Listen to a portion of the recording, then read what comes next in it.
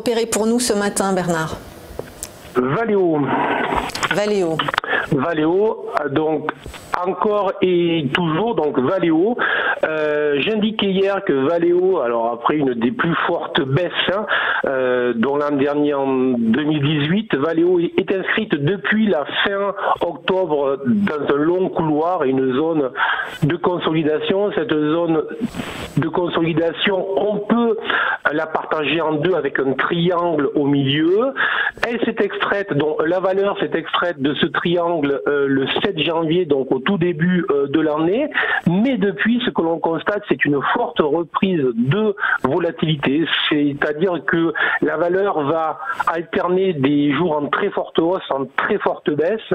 Donc hier, avant-hier, elle était en hausse de plus 4,5 si je me souviens bien. Hier, elle avait ouvert à plus 3%, puis elle a fini au final en repli. Et ce matin, elle ouvre à plus 1,1% à l'instant où je vous parle. Voilà, alors ça, c'est à la fois un signe que les investisseurs se réintéressent à cette valeur. Donc c'est plutôt très intéressant lorsqu'on est un investisseur de savoir qu'il y en a d'autres qui la regardent, car c'est comme ça que les mouvements se produisent.